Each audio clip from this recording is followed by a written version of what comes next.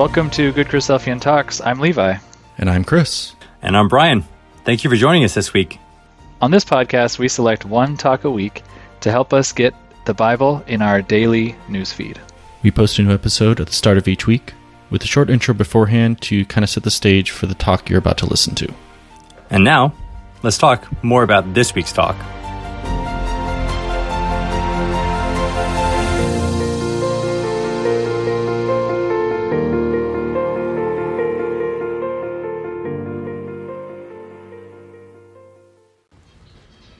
This week's talk is by Brother Jamin Lloyd. It was given at the Eastern Suburbs Ecclesia, which is in Perth, Western Australia.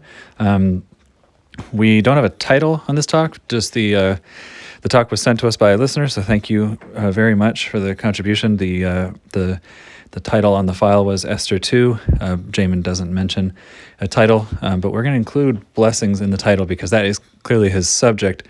And it's a really great talk, very thought-provoking, interesting examination of what exactly is a blessing and why maybe do we only call good things that happen to us blessings. You know, how do we deal really with the providence of God and how he's working in our life and how we should think of that. And I found this to be, again, just really well thought through and well put together talk. It was great to listen to, so I'm excited to share it. He compares the Chinese proverb, maybe yes, maybe no, we'll see, to Esther's life, and makes a couple other comparisons, and just it's again great way to think. So thanks again to the sister that sent this talk and to Brother Jamin, and we love suggestions. Please keep sending us talks that you hear that are worth sharing, and also we want to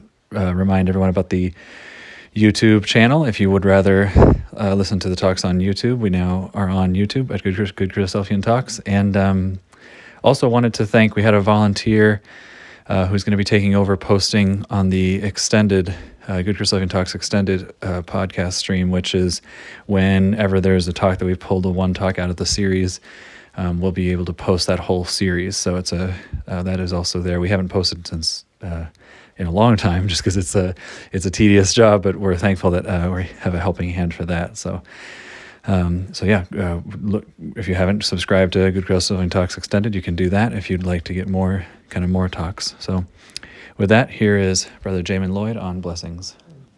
There once was a farmer, and he had a horse, and one day the horse ran away.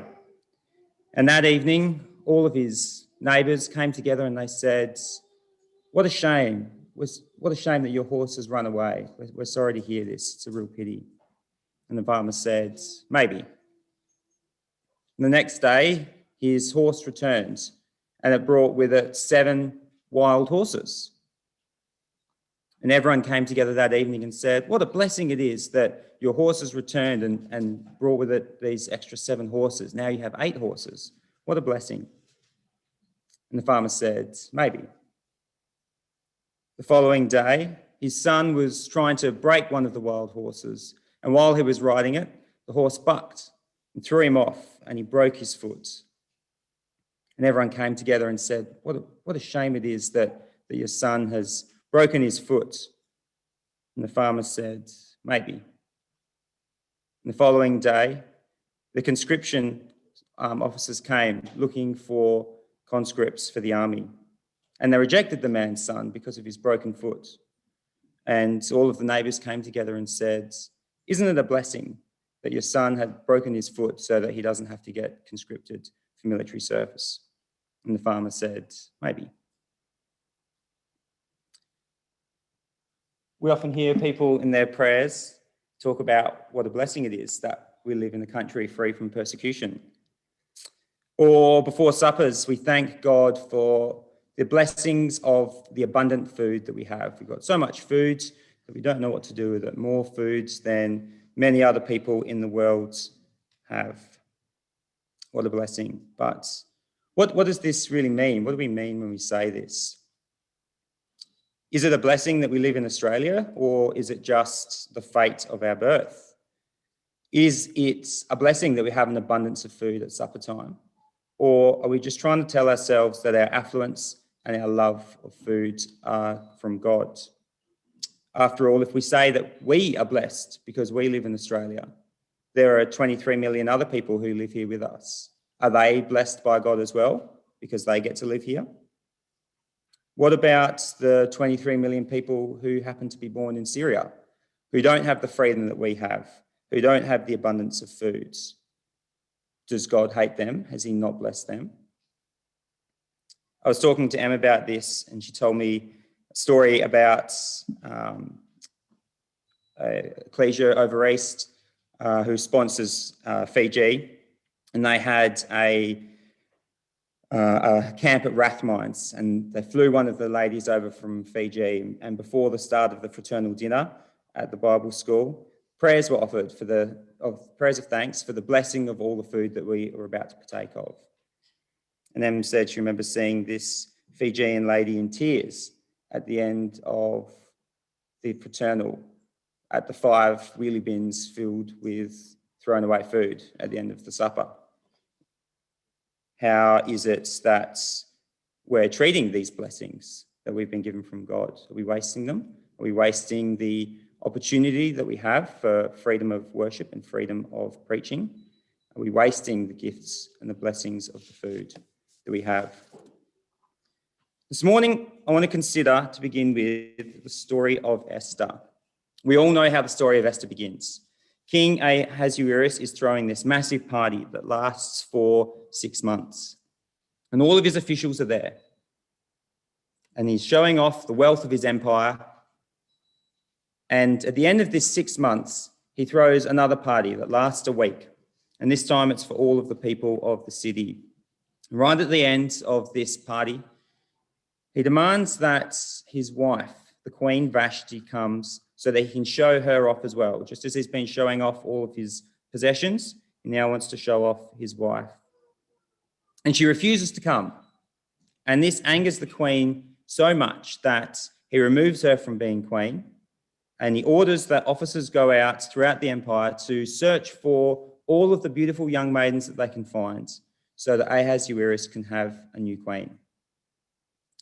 Now imagine what that would have been like to hear that knock on the door at the house of Mordecai. And he answers the door, and there's officers from the king demanding to see any young women who live in the house because they're about to be taken away to be put into an audition for the bride of the king.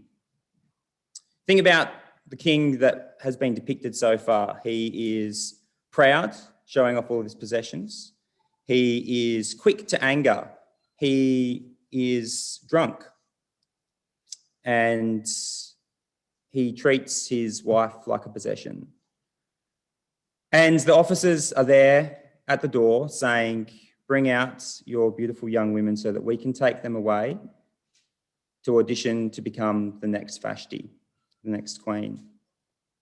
Imagine what it would have been like to comply with that demand, to send Esther away with them. There would have been no thoughts at this point about being the one who became the queen and changing the world. This would have been an incredibly frightening and distressing situation to be placed in. The very real likelihood was that Esther wouldn't have been the one picked out of the hundreds, thousands of other young women who were selected. The likelihood, when those officers were standing at the door, was that she was about to end up in the harem of the king to be called upon at his desire. Not exactly a moment that we would consider a blessing. We wouldn't look at that and say, this is God working in my life. I'm really grateful that this has happened. And so Esther is taken to the palace with all the other young women, and they spend a year in preparation for their one night with the king. And maybe we've got this leftover image from Sunday school of all of the young women filing past in a single file as the king sits on his throne and he runs his eye over them to try and pick out who is going to be the next queen. If you have a look at Esther chapter 2, verse 12 to 14. Now, when the turn came for each young woman to go to the king Ahasuerus, after being 12 months under the regulations of the women, since this was the regular period of their beautifying, 6 months with oil of myrrh and 6 months with the spices and ointments for women. When the young woman went into the king in this way, she was given whatever she was desired to take with her from the harem to the king's palace. And in the evening she went in, and in the morning she returned. This is not some fashion show. This was going in and spending a night with the king. She's been dragged away from her family, and now she's placed in this situation. All of this on the shoulders of a 16, 17, 18-year-old girl. Not exactly a moment, if this was happening in our lives, that we would say, this is a blessing from God. This is God working in my life. Picture what that would have been like.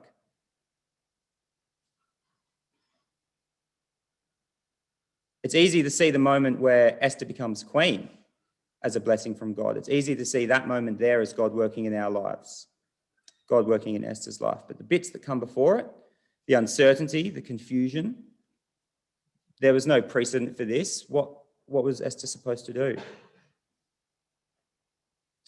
But Esther does become queen, and everything is going wonderfully now. She's made the queen. Mordecai is spending his days in the gates of the king.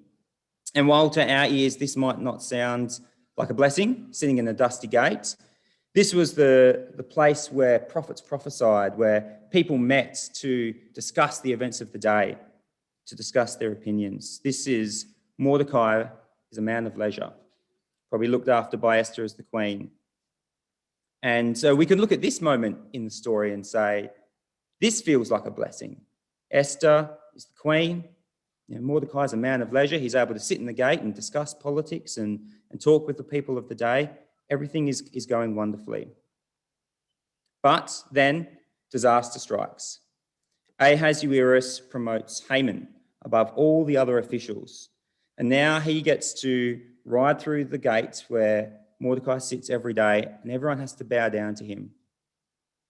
And Mordecai won't. And this really gets under Haman's skin. It grates on him. And he gets angry. And he makes inquiries, and he finds out, who is this man who won't bow down to me? And he's told that this is Mordecai the Jew. And so Haman decides to destroy all of the Jews throughout the empire.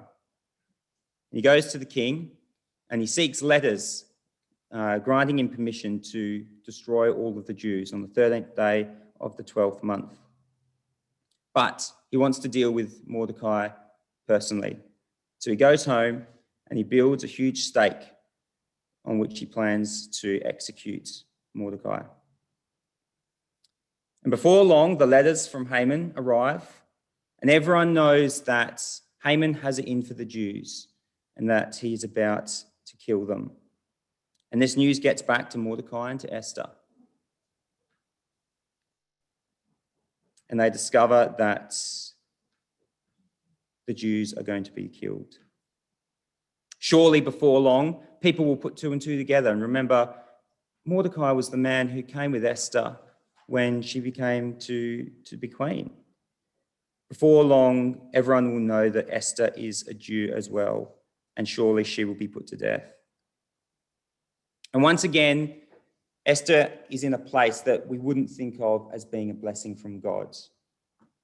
We wouldn't instinctively look at this and say, this moment is God working in her life. We wouldn't think of this as a blessing. But Esther goes and she speaks to the king. She reveals that she is a Jew. She exposes Haman and his plot. And ultimately, the Jews are saved. Mordecai is saved, and he becomes the second in command. A moment which we can easily look at and say, this is a blessing from God. Mordecai, second in command. All of the Jews have been saved. And Esther's life is filled with these ups and downs, these moments that we wouldn't look at and instinctively say that this is a blessing from God. But these low moments that Esther goes through are needed for the high moments where we would look at it and say, that's God working. She had to be taken away from her family. She had to go through all of the the uncertainty of being removed from her family and placed in the harem of the king so that she could become the queen. She had to go through all of the uncertainty and the fear of being discovered as a Jew so that she would speak to the king and ultimately save her people. These moments that we might look at in Esther's life, that we'd look at and say, these are blessings from God. The high moments are linked closely with the moments in Esther's life that are really low and that we would not consider to be blessings. But without these low moments happening first, without God working in these low moments, Esther wouldn't have experienced the blessings that she did. There once was a girl who was very beautiful, and all who looked on her commented on the blessing of her beauty. And then one day, officers came and took her away to be part of the king's harem. And all the people of her village came together and said, what a shame it was that she was taken away from her family. But miraculously, she was selected to be the queen. And everyone in her village came together and celebrated the fact that she was the one who was chosen to be queen. But then her uncle drew attention to the fact that he was a Jew, and a wicked man ordered that all of the Jews in the kingdom should be put to death.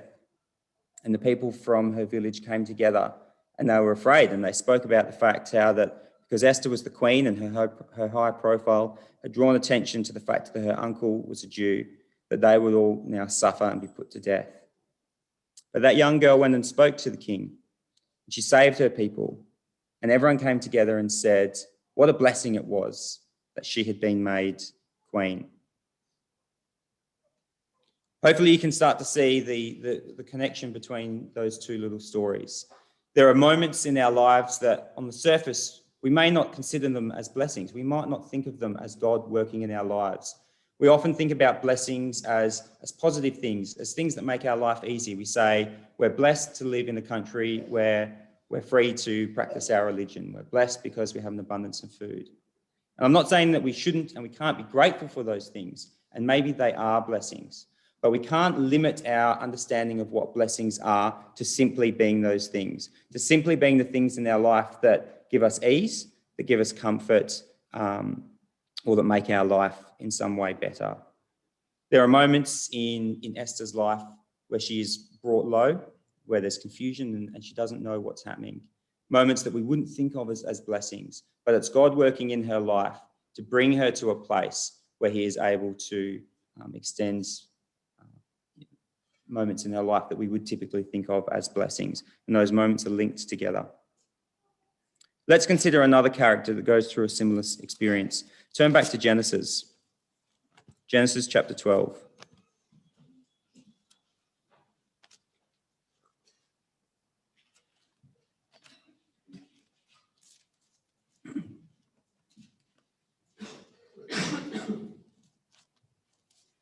In Genesis chapter 12, verse 2, Abraham is promised by God that he is going to create a great nation, a huge family from Abraham. Genesis 12, verse 2 to 3.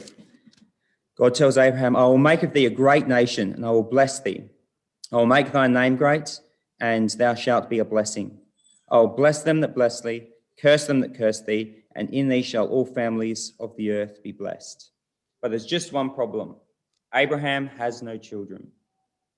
So God's given him this great promise, I'm going to make your family great. It's going to fill the whole earth, and all families will be blessed because of you.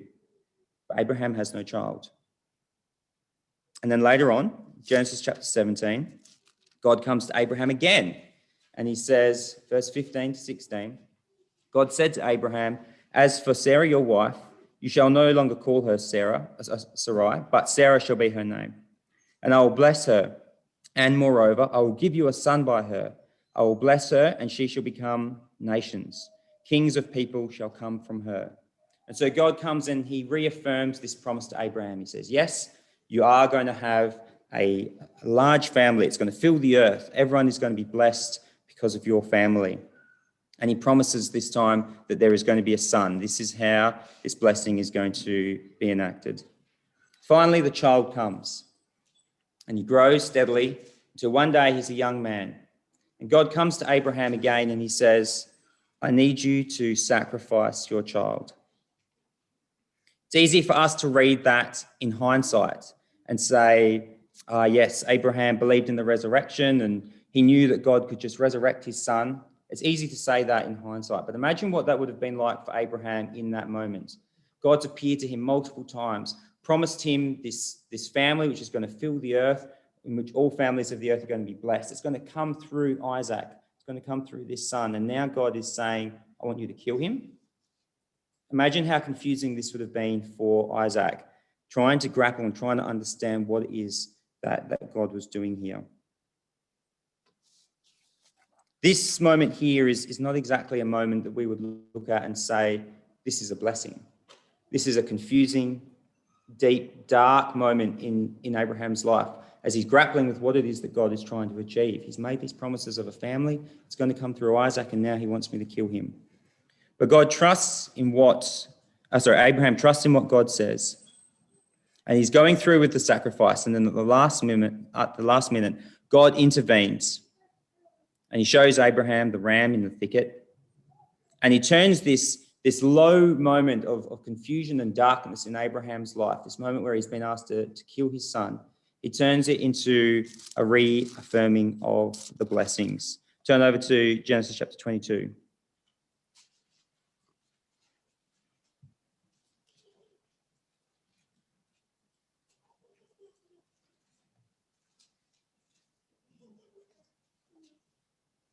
And verse 15.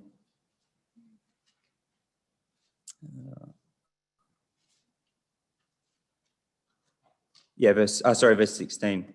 And he said, I myself have sworn, saith God, because you have done this thing and you have not withheld your son, your only son, in blessing I will bless you.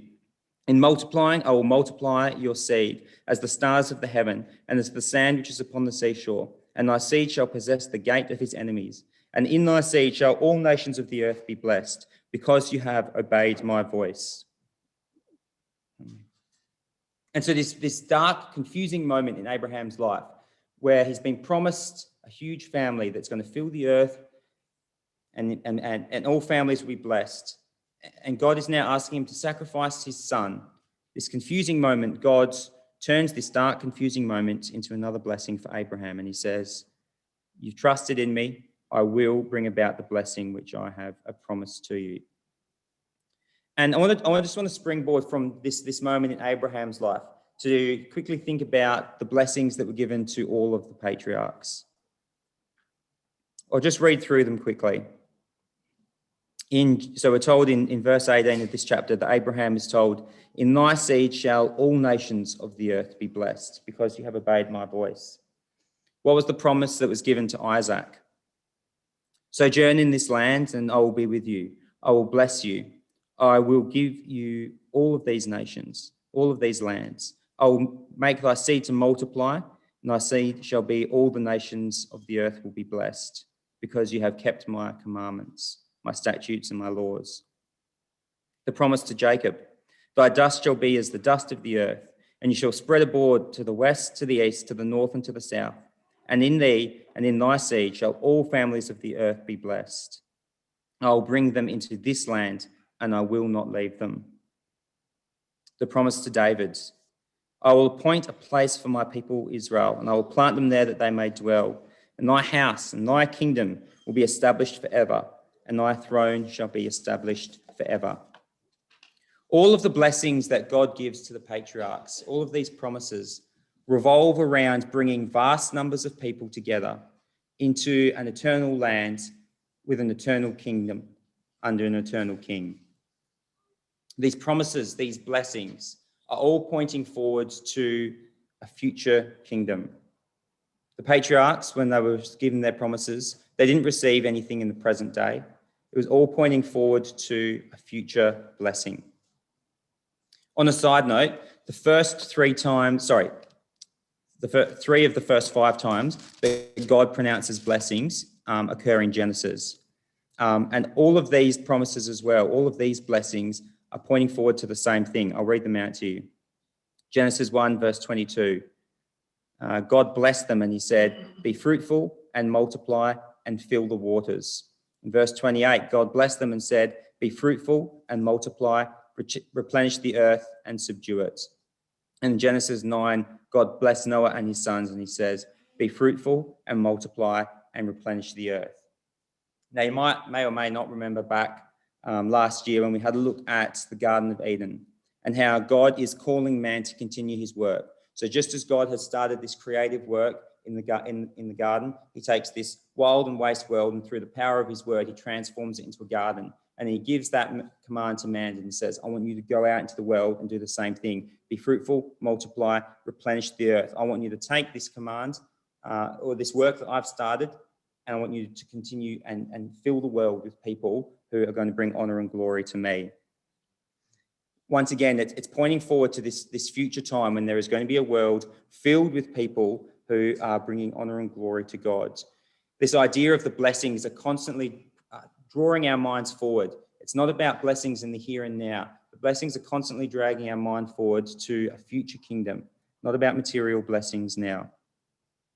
And we can find this idea continued on in the New Testament. Turn over to Matthew chapter 5.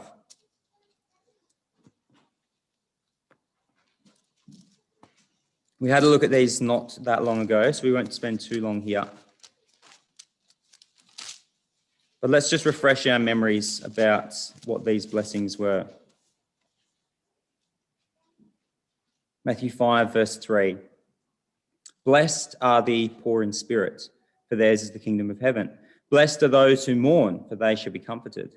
Blessed are the meek, for they shall inherit the earth.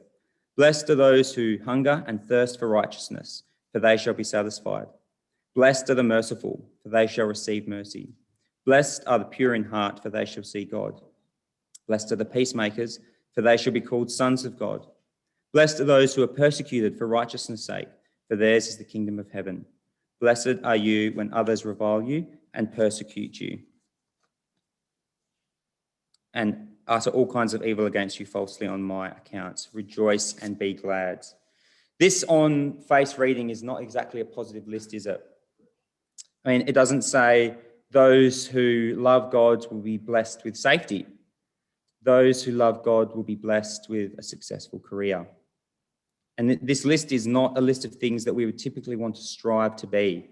Poor in spirit, hungry, thirsty, persecuted. It doesn't sound like a group of people who are being blessed now in this life. But that word blessed in Matthew 5 simply means to be happy. It's a state of mind. Don't think of it as a gift in terms of I'm blessed by God because he has given me something now. This is a state of mind. It means to be happy. Be happy when you find yourself being persecuted for the sake of Christ, for righteousness. And this idea, when I first looked at it, challenged my thinking about what it means to be blessed. I think often we hear today people say that they're blessed because they have abundance of wealth, or they're blessed because they have interesting, exciting, and happy life. It's all about receiving gifts now, making our life good now. But the idea of blessings in Matthew chapter 5 and the idea frequently of blessings in the Bible is always about a future reward. Have a look at verse 4, for example. Blessed are they who mourn, for they shall be comforted. It's people who are mourning now. The mourning is now. The pain, the sorrow is now. When are they going to be comforted? They shall be comforted in the future. It isn't happening now. They're not being comforted now. This is a future promise, a future reward. The state of mind is now. Be happy when you find yourself being persecuted for righteousness' sake, because there will be a future reward where all of the sorrow, all of the confusion will be wiped away. Have a listen to the flavour of these verses. Just going to read out a list of people who are blessed in the Bible. Blessed are those who aren't offended by Christ. Blessed are those who hear and see the gospel message. Those who Christ finds watching when he returns. Blessed are the poor. Blessed are those who are hungry and those who weep. Blessed are those who are hated, who aren't offended by Christ, those that hear God's word and do it. Blessed are those who Christ find watching when he returns. Blessed are the faithful and the wise stewards, those who look after the unfortunate, those who believe without seeing and who have faith. Blessed are those who give. Blessed are those whose iniquities are forgiven. Blessed are those to whom God won't impute sin. Blessed are the faithful, those that endure temptation, those who keep watch and keep their garments clean, and those who keep Christ's commandment. Remember what that word blessed means in the New Testament. It means to be happy. Happy are those who aren't offended by Christ. Happy are those who hear and see the gospel, who are looking and watching for Christ's return, who hear the words of God and do them, and whose iniquities have been forgiven. It's a state of mind, happiness. I think it's different to how I used to think of blessings. Always thought of them as some present reward that God was giving us now. We're blessed with X. But it's a future thing. Blessed are those who mourn, for they shall be comforted. The comforting is in the future. It's pointing our minds forward to the real blessing, the return of Christ and the kingdom that he is going to set up. That doesn't mean we can't be happy for, we can't be thankful to God for the things that he does give us in these lives now, in our life now. But let's not limit our understanding of blessings to the things in our life which appear to give us ease and give us comfort, or that we think of as nice things. So often in our life, the way that God is working in our lives might be difficult. There might be hard circumstances that we're struggling to understand, like Esther, taken away from her family to the harem of the king. It's hard to see God's hand in that. But if she didn't go through that difficult experience, that trial, she wouldn't have been able to become the queen and ultimately save the Jews. And so there are moments in our lives as well that we might be going through, difficult moments that we struggle to see God and we can't understand what it is that he is doing. But let's not simply think that this is God abandoning us, that we aren't being blessed, because God is working in our lives. And these moments that we struggle to understand what it is that he is doing are so often the moments that he uses to bring about real blessings in our life. And so as we come to the emblems now, let's consider the greatest blessing that God has given us. The gift, the blessing of his Son, a means of reconciliation and salvation that he has given us. Think about the moment where Christ was hanging on a cross and the world would have looked at it and seen foolishness, a man who threw away his life. They couldn't see the real blessing in that moment, that means of salvation that God was offering to humanity.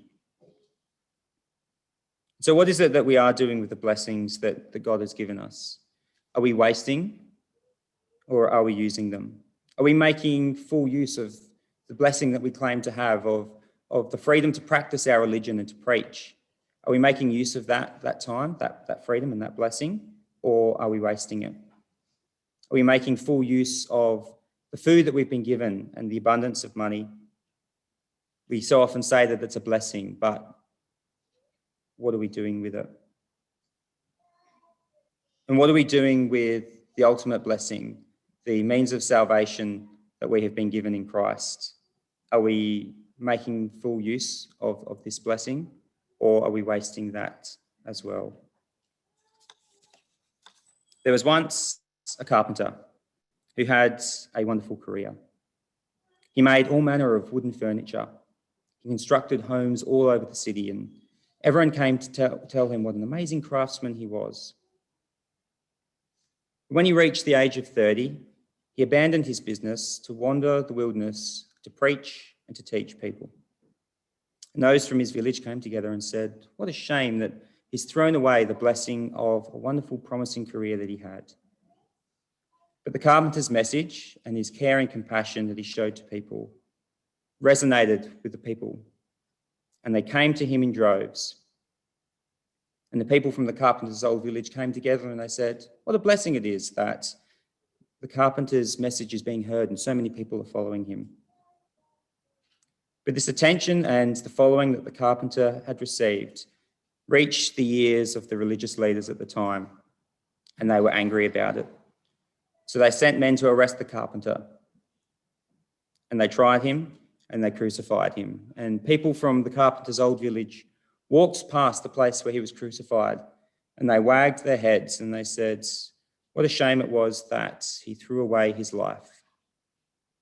And 3 days later, God raised the carpenter from the dead, and he went back to his people. And those who understood the message of the carpenter spoke about what a blessing his life and his resurrection was.